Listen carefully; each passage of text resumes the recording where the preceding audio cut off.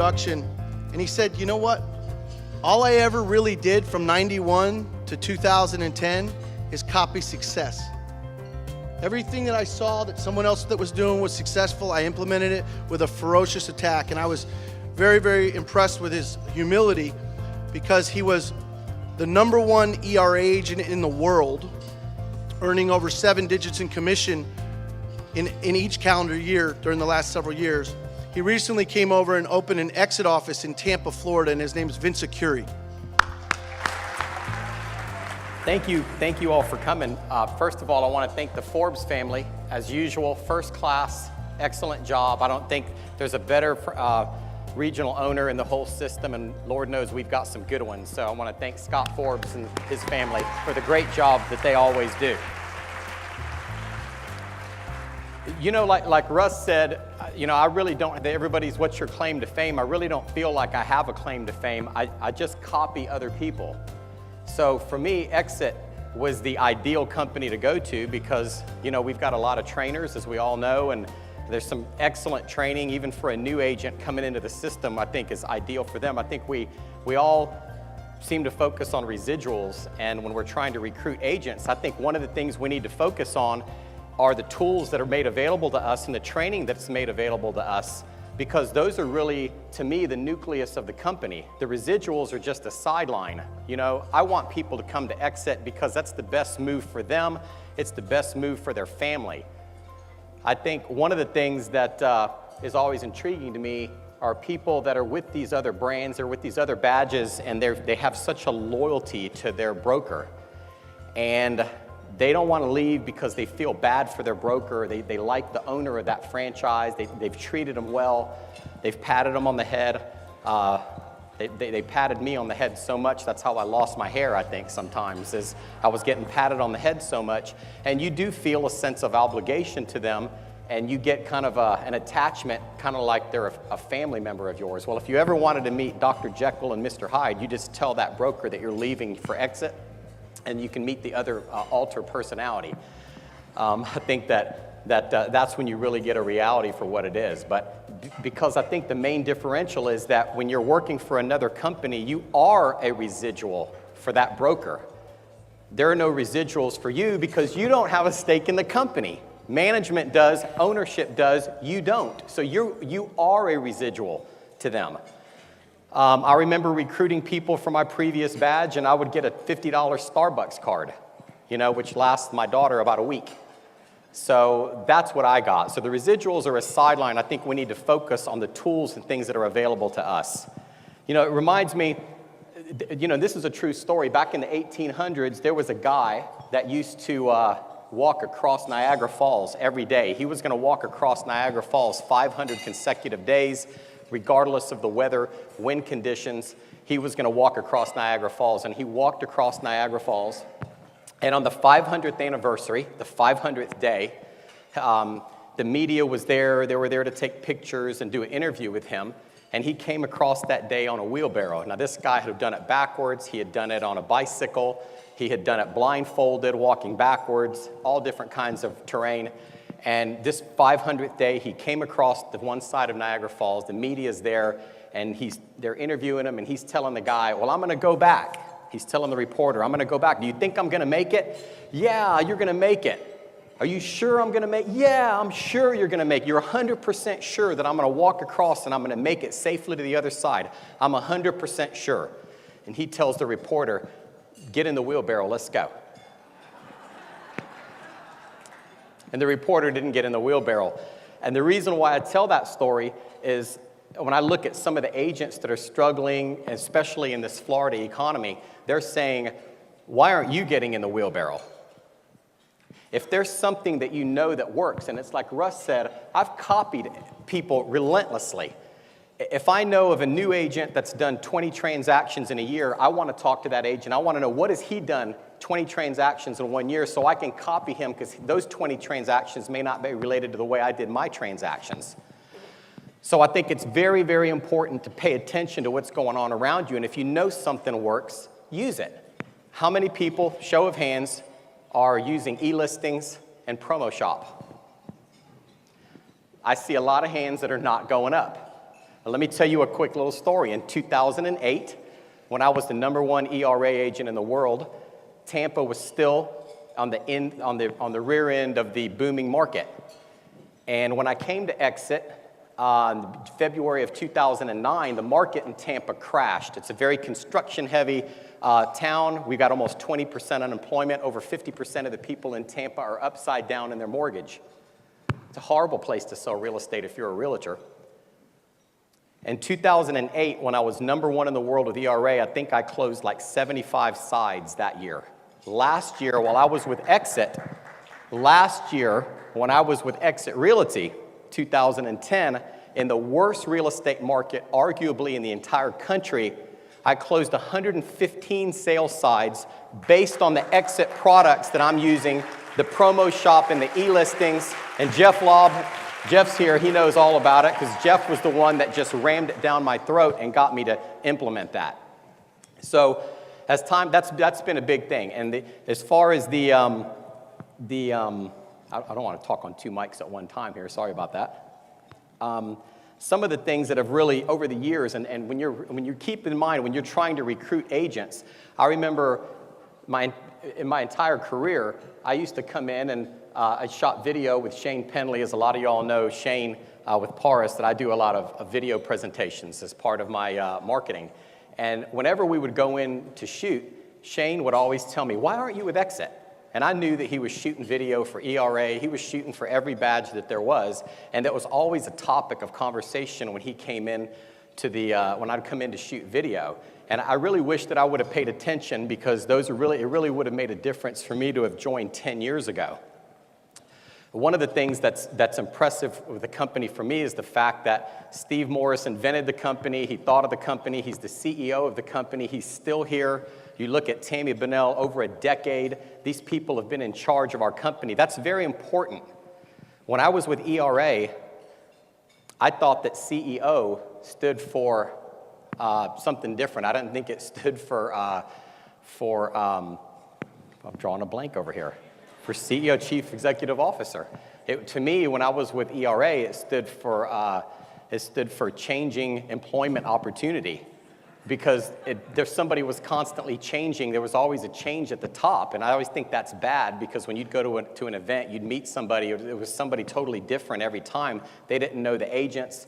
There was a constant turnaround. I think Exit is really solid. I think if we wouldn't have had the hiccup in the market that we had, I think that we would probably already be the #1 brand in the entire industry. You know, one of the things to always consider is the brainwashing that goes on at the other offices, like I had mentioned with these agents. And what I mean by that is that the residual income that comes from us, it's hard for people to understand. One of the things when I talk to people, they always tell me that when you're dealing with buyers or sellers, they say, well, they don't understand how real estate works. I worked with that buyer for 4 months, and then he bought a new construction home. Well, a lot of realtors that are not with Exit, they don't understand real estate either, because Shane Penley once told me, and this is something that I've mentioned to people often, and it's really true. If you remove the badge off the top of every brand and you write their formula down and you show it to somebody that's not in the real estate industry, somebody that's not affiliated, that's not a realtor, that's not a lender, and you just say, where would you go work? Every one of them would pick Exit Realty. We're the ones that don't know. We're the ones that are brainwashed by where we're at, and we get that sense of loyalty, but the sense of loyalty is not reciprocated between the two people. So I just wanted to mention that.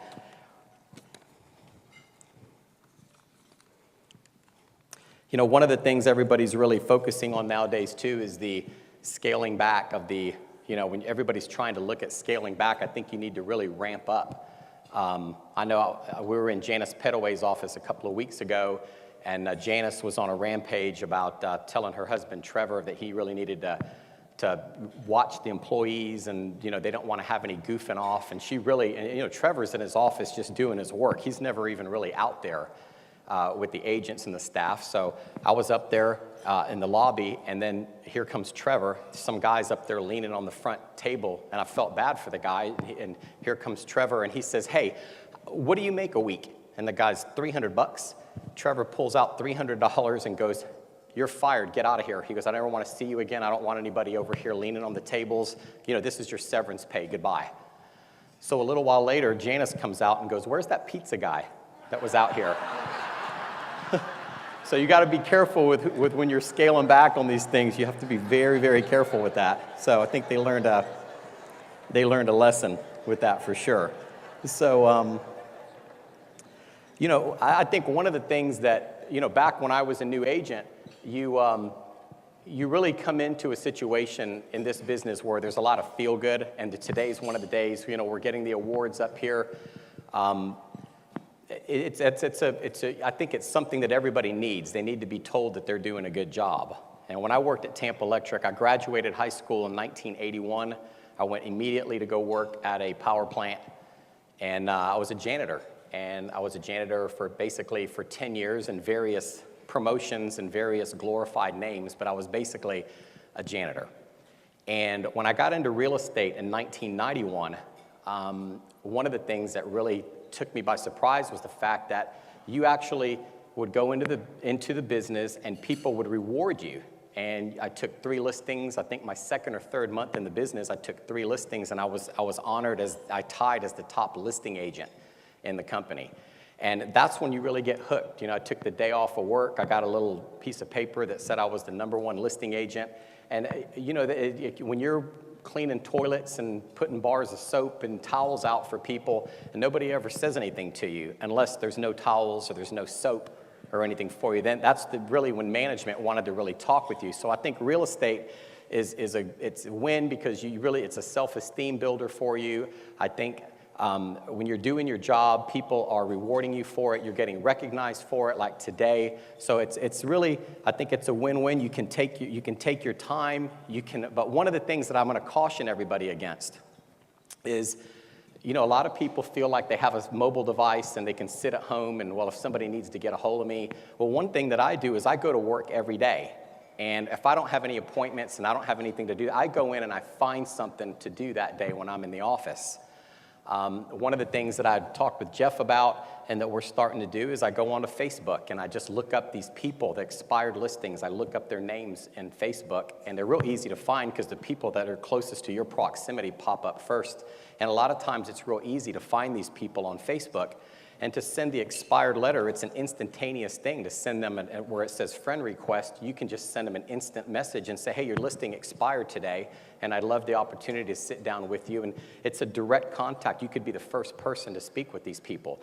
You know, you're sitting at home watching reruns of Oprah Winfrey, and that's not there for you. But if you come to the office and you're looking for something to do, that's something that you could do. One of the things that I do now, and I had mentioned to somebody, I was talking to Matt, one of the things I think with this REO boom that we're involved with right now, there's a great opportunity, but I look at a lot of people that were highly successful in 2005, and you see that they're really struggling today. And I almost see the mirror getting ready to happen the other way, where I see a lot of REO people that are just basking in all this business that's coming in, and they're not preparing for ways to hold on to those listings. One of the things, because I had told Colleen I'd give some tips on some of the stuff that I do that's been very successful for me, which once again, I just copied from somebody else. But there's a guy out there on one of the vendors that's selling the Velo bind. And he's got a little thing there. It says Exit Realty on it. It's like a little home records portfolio. And it's got a little Exit logo on it. They're like $10. You get a good listing. And I wish that I could tell you all that this worked like 75 or 65% of the time, but I've been doing it for 10 years, and I can honestly say that 100% of the time this has worked for us. You take that little home records portfolio and say that you sell a house, it's your listing, and Mr. Century 21 sold a listing to that buyer. About a week after closing, I got a few of them in the car. I go visit during the weekend. I knock on the door. I say, hey, Mr. Jones, Vince Arcuri from Exit Realty. Do you remember me? Yes, no, maybe. I was the listing agent when you bought the house. Oh, yeah. Well, listen, I wanted to bring you this housewarming gift. It's a little home records portfolio. I want to let you know I still continue to communicate with the Smiths. So if you have any questions about the house, I've included my business card in the package, and you can give me a call. I'll speak to the Smiths. I'll be glad to answer any questions that you might have about the house. Yes, I put a copy of your closing statement in here in the closing section because your accountant's going to ask for a copy of that for your taxes next year. P.S. I just eliminated the only contact that they would probably make with their previous agent, and I put them on my automatic follow-up program, which they're numerously available through the internet. And 100% of the time over the last 10 years, those people have relisted, and they've relisted with me. So you're going to tell me that all these REO assets that you're selling to have a representative of your office to go to that house and to say, hey, I'm representative of such and such a company with exit, and those companies go on an automatic follow-up because there will be no drop-off from the REO business at that point. That's going to keep everybody going as those listings come in because, I mean, in Florida, we're going to be dealing with this REO nightmare for probably another 5 years. So one way or the other, to get your hands involved with that, I think would be a very good thing to add to anybody's portfolio. What I love about the business is you have an endless opportunity to make as much money as you want. The sky's the limit. I mean, I remember when I was a young agent with ERA, I was hell-bent on ranking as high as I could. I climbed that ladder. You know, each step that I made, I remember there were a couple of years there we made it into the top 10, and I was really, really motivated to be #1 in the world. I was actually really leaning on coming to exit a little bit sooner, but I knew that in 2008 I was pretty close to the top. And you know, we made it. They finally announced the #1, everything, who was #1. I got all the way to the top of that ladder with ERA, and I looked around, and my ladder was on the wrong building. And I had to climb back down and put it on the exit building because where we are today, I think, is the future of the industry. So the hard work will pay off in any badge, but it's the extras that you could get. You know, I could leave exit today and I could probably go do, I'd say last year I probably would have done maybe half of what I did because 50% of what I did was a direct result of being with Exit Realty and utilizing the tools. Because the biggest thing that I can think of, the biggest recipe for disaster is doing the same things over and over again and expecting a different result. And when I asked for a show of hands on who's using Promo Shop and who's using e-listings, probably a third of the people in this room raised their hand. You know, what's your excuse for not having that? I don't think those two products together would cost an agent $25 a month to utilize the products. To go on a listing presentation and to be able to show a brochure, to be able to have a flyer available to those people, for them to be able to print one online. Everybody's seen Jeff Lobb's video, the digital marketing plan. That's basically just one of the two. We're just talking about e-listings. You're gonna tell me that you make that presentation to a seller, to a buy owner, to an expired, and they're not gonna list with you? What's your excuse for not having that? Because I just copied Jeff Lobb. Yeah, I just copied the technology that I was unaware of that I implemented in, and if I would have had that technology available to me in 2005 or through 2008, I would have probably doubled or tripled my volume. So the tools are here if you want to copy them. That's all I did was I copied something that was presented to me by somebody who was more successful than I was, and I've implemented them in, and you'll get the result. I really don't think there's that much difference between a top producing real estate agent and an agent that maybe is a year into the business. I think if you had $1 million listing in your city and the property was valued at $1 million and you had it listed at $950,000 and you had a lockbox and I had a lockbox, you made it easy to show, I made it easy to show, you implemented the tools, all things being exactly equal. You use Promo Shop, I use Promo Shop. You have the color flyers, I have the color flyers. You made it easy to show, I made it easy to show. And I get a qualified doctor that comes into town and he makes an offer of $925,000 on a $950,000 listing for cash. Who in this room couldn't put that deal together? Who could not put that deal together? The whole aspect of this business that I think is overlooked is that it's our job. It's a people business. It's still a people business. It's our job to make these people want to do business with you. It's our job to make them feel like we're more qualified. How do you become more qualified? If you actually have the tools available to you that make you more qualified. And you notice I said all things being equal, because when I go on listing presentations with people and I say, do you have this? Did the other agent offer this? Did they? No, they didn't, because things are not equal, because these products are Exit Realty products. These are for Exit Realty only. And unless you interviewed another Exit Realty agent, then these things weren't offered to you. You don't have this product called e-listings. And sure, there's other variations of it, but the odds are that agent's not presenting them to the customer. There's a lot of ways to get to the top of this business. I haven't found one any cleaner than just working hard. I know that I did work for a period of time for a company in 1994, and I've never seen anybody get to the top faster than this kid that was in our office. And I was a little young gun there back in the old days, and I was doing very well, and I was the young star of the office until this other kid came on board. And they actually started this kid out in the mail room. And he was like a guy that would bring the mail to everybody. He'd empty the garbage cans, and that's what this kid did in the office. He did that job for about a week, and I came in the following Monday, and he was answering the phones, and he was taking messages for the agents. And probably 2 weeks after that, he was the administrative assistant to the owner of the company. And he had that job for about 30 days, and he was moving up the ladder so fast, it was just unbelievable. I'm like, this kid's just unbelievable. And we had an office meeting, and the owner of the company said, I am retiring from the real estate business, and I'm gonna have Scott. He's done such a great job. He's just worked his way up the ladder so fast. He's been such a hard worker. He's really impressed me. And Scott, after maybe 60 days working for our company, is the new broker of the company. He's the new guy. He's running the whole company. And he said, Scott, what do you have to say about that? And he said, well, Dad, it's just fantastic. The point being that we all know that there are people in the business, and you see these family-owned companies where people actually go, and there's one in Tampa. My main competitor is actually a great guy. His mom, it's a family legacy, and he really is a fantastic agent. And you're dealing with these people that are really experts in their crafts, and it's been passed on from generation to generation. And you really need to combat that. And I think to be aggressive with it, when somebody is aggressive, I think a lot of us as real estate agents, we see somebody that's in an area that maybe is, they're dominating a particular area. And everybody knows I farm, I love to farm, and that's my forte is the big farming. And I'll go into an area and I'll see people that are dominating an area, and you've got an agent to me that's just, it seems like he has every listing in the neighborhood.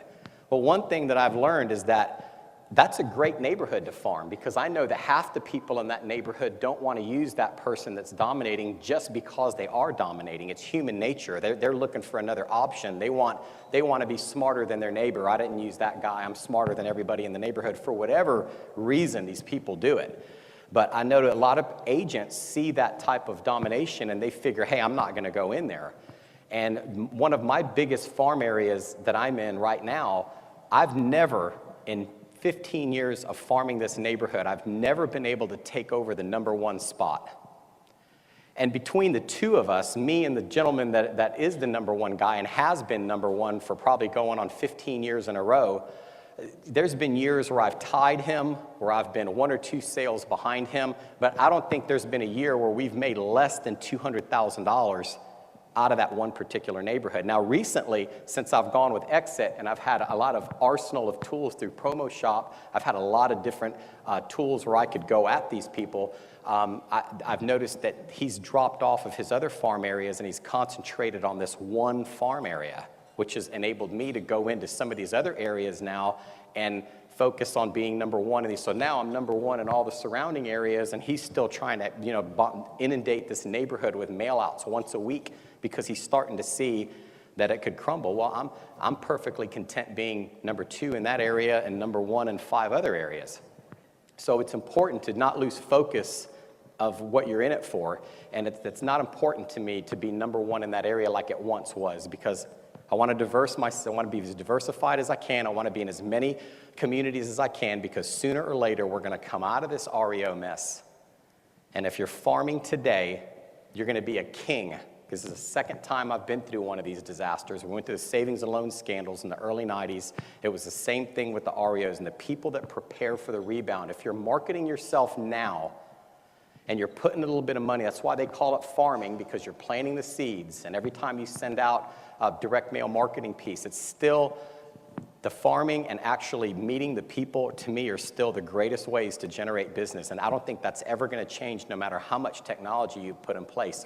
We dress it up. We can further enhance our visibility or so with the communities.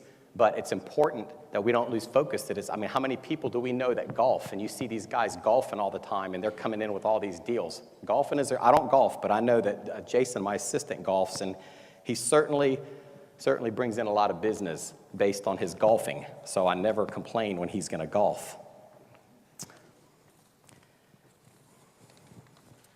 I should have reviewed these notes before I came up on stage.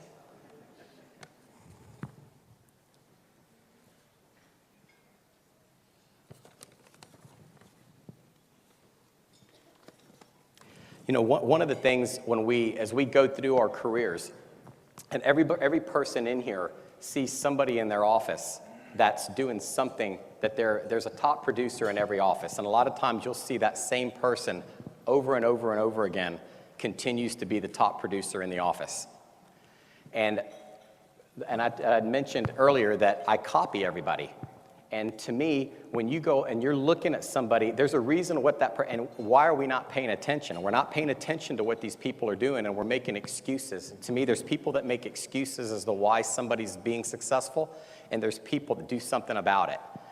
And I remember when the best piece of advice that I ever got from a broker, probably in the mid-90s, I went to work for this big top 50 ERA office, and the broker, great guy at the time, there was another agent there that they didn't basically take newer agents. So although I was doing well at another ERA office, they brought me in, and he said, listen, the first time that I hear you running your mouth or that you're talking or that you're bothering people, you're out of here. So I learned to shut my mouth and listen to and every top producer in Tampa at the time worked at that company.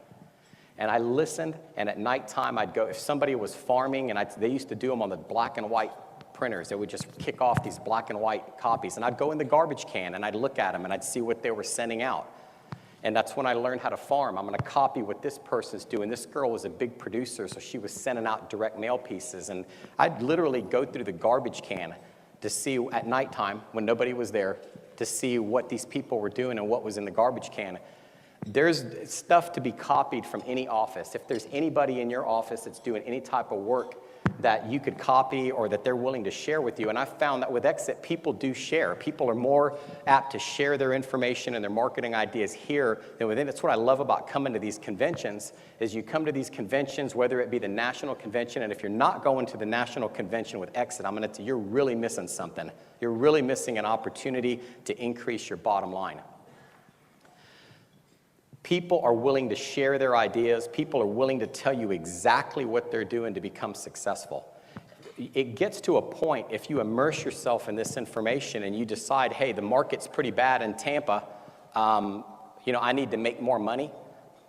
All you do is you just step it up a little bit and you start implementing some of these things. So I think everybody here, we have the tools, we have the company. Steve's done a phenomenal job building the company, and I just want to thank you for having me again. It's been a phenomenal ride, and hopefully it'll continue for everybody and for me as well.